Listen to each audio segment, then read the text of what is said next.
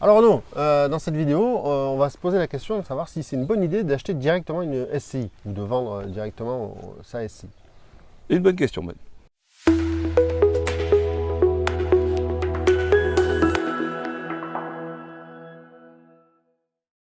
Alors effectivement, il y a quelque chose qu'il faut savoir, c'est que lorsque tu vas acheter directement une SCI, les frais de mutation, ce qu'on appelle les frais de notaire, sont moins élevés.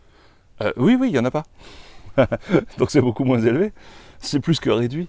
Il n'y en a pas parce que le propriétaire de l'immeuble ne change pas. Ça reste la société, ça reste la SCI.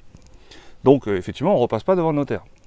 Donc on pourrait croire que c'est une... alors, pas qu'on pourrait croire, mais c'est une bonne opportunité. Maintenant, il y a des conséquences. C'est ça. Et là, on est là effectivement pour te dire que oui, tu vas gagner grosso modo 6-8%, allez, dans les 8% du prix du bien, tu vas payer moins cher. Oui, c'est vrai, puisque tu ne payes pas les frais de mutation. Mais attention, il y a beaucoup de pièges dans lesquels on ne veut pas que tu tombes si tu achètes les parts d'une SCI pour acheter un immeuble et que tu dois connaître aussi si tu vends. Alors, le plus gros. Moi, c'est ce que je considère le plus gros, c'est le transfert de responsabilité.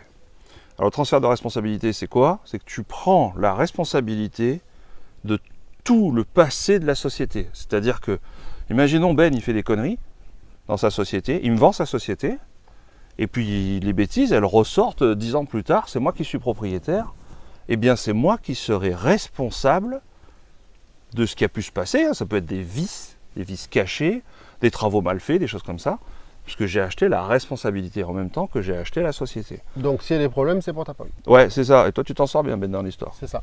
Donc ça, c'est le plus gros risque. Oui, c'est ça.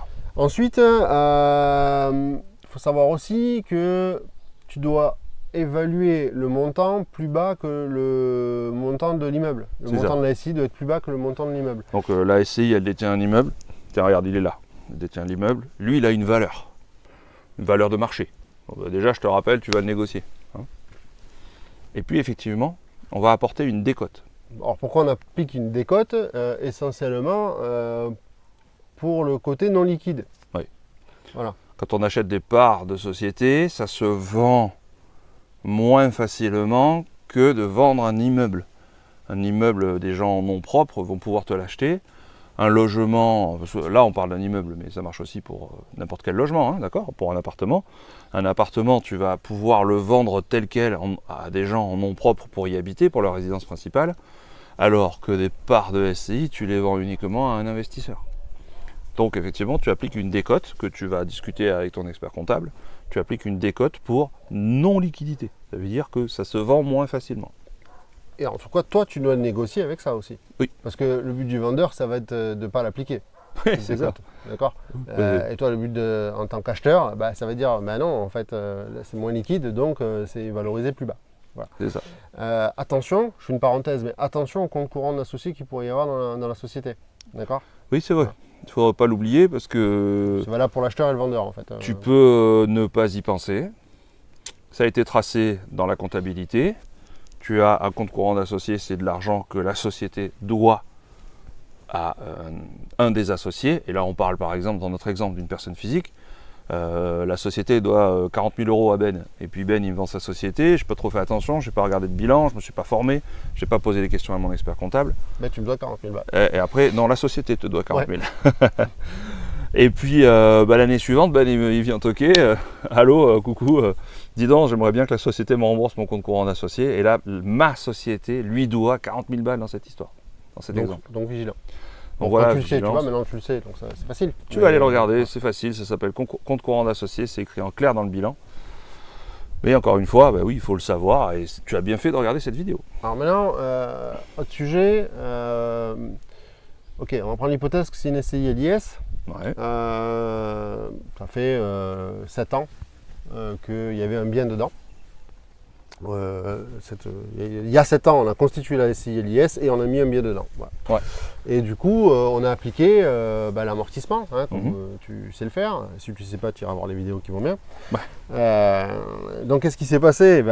C'est bien, on n'a pas payé d'impôts des sociétés pendant ces 7 ans, ou en tout cas, on s'est approché de ça. On a appliqué l'amortissement. Tous les ans, on est venu mettre de la charge hein, dans le résultat, ça vient diminuer le résultat, on a appliqué de l'amortissement. Ok. Mais en fait, qu'est-ce qui se passe si on vendait à ce moment-là? On vendait tout. Si la société, il faut bien que tu fasses cet exercice mental, c'est la société qui vend le bien. C'est ça. Qu'est-ce qui se passe à ce moment-là? Eh bien, on va appliquer ce qu'on appelle la réintégration des amortissements. D'accord? C'est la plus-value des professionnels, c'est comme ça qu'on fait en SCI LIS, au passage en LMP. Et donc on va prendre tous les amortissements qu'on a appliqués. Augmenter la plus-value. C'est ça, on va prendre tous les amortissements qu'on a appliqués depuis le début. On va mettre ça à l'IS. D'accord? On va mettre ça dans le chiffre d'affaires. À l'impôt sur les sociétés. Voilà. Et donc ça fait augmenter mécaniquement la plus-value. Ok. Sauf qu'entre-temps, Ben, il a bénéficié pendant 7 ans, tu as dit tout à l'heure. Tu as bénéficié pendant 7 ans de cet amortissement. Et je n'ai pas payé d'impôt pendant 7 ans. Ouais. Voilà. Tu me vends ta société. Et puis moi, dans 5 ans, je vends la société, vends l'immeuble. C'est pour ça qu'il faut bien faire cet exercice mental. La société vend l'immeuble. Ok, donc là, elle va se prendre la réintégration des amortissements. De tes 5 ans dans ton exemple, plus mes 7 ans avant. Donc elle va prendre les 12 ans d'amortissement qui vont remonter dans la plus-value et elle va être taxée là-dessus. Donc il y a quelque chose de pas normal. Ça veut dire que dans la valorisation de ce que doit m'acheter Renault dans l'exemple, on doit en tenir compte. On doit déduire en fait, on doit diminuer le prix de vente de ce que moi je payerais si je vendais en fait directement l'immeuble. C'est-à-dire, mais dans mon exemple, les 7 ans d'amortissement à l'IS en fait. C'est ça. Voilà. Donc oui, ramener sur un IS, sur un impôt normal. À 15%, alors, à 15 ou 25%. Voilà, parce que ça va dépasser très probablement les 15%. Mais ok, tu as compris le principe. Ça se discute, ça rentre encore une fois dans la négociation. Mais si tu n'y as pas pensé, tu vas te faire avoir. C'est ça, et en plus tu vas le voir dans longtemps. Et moi je vais me faire avoir. Disons que c'est quand vraiment tu vas vendre l'immeuble que là tu vas te dire, ah ouais, mais en fait, attends, je réintègre et moi ma durée et la durée du précédent. Mais en fait, ça fait. Là, tu prends une cartouche. C'est ça, c'est le terme technique, c'est la cartouche ou la douille. Maintenant que tu le sais, bon, c'est pas sorcier. Tu vas y faire attention. Et du coup, non seulement c'est un chiffre qui est facile à calculer, mais en plus de ça, tu le montres au vendeur. Voilà. Vous, voilà, si vous le vendez, ça va coûter tant. Moi, si je vous l'achète et que je revends, ça va me coûter tant. Donc c'est normal que je vous demande de baisser le prix de temps. Voilà, c'est ça. Simplement. Donc là, il va te dire qu'il l'avait déjà intégré. En vrai, il l'avait plus ou moins intégré. Et c'est là que la négociation va se mettre en place, va rentrer en jeu. Et que toi, avec ta connaissance, du coup, déjà, tu ne vas rien oublier. Et tu vas pouvoir bien négocier.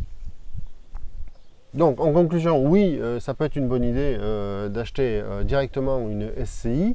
Maintenant, comme tu l'as vu, déjà, il faut bien négocier par rapport à tout ce qu'on vient de t'expliquer. Et puis, quand même, être vigilant sur l'aspect de la responsabilité. Voilà, c'est surtout ça que tu dois retenir, la responsabilité, attention. Ouais, la responsabilité, c'est plus que de l'argent. Ça peut être pénal, ça peut être des vices, ça peut être éventuellement des accidents. C'est pour ça qu'on te l'a mis en numéro 1 tout à l'heure. Donc ça, tu dois y faire très attention. Et puis aussi, tu es investisseur, on ne veut pas que tu perdes de l'argent. Donc après, tous les autres points qu'on t'a cités depuis tout à l'heure, tu y fais attention, tu en es vigilant et tu négocies. Bon, alors si tu as aimé cette vidéo, tu nous mets un pouce vers le haut, tu t'abonnes à la chaîne et tu cliques sur la petite cloche pour activer les notifications. Et pour venir nous parler en live, comment faut faire? Alors Ben, il t'a mis dans la description un lien, tu viens au groupe Facebook, tu t'inscris, c'est offert.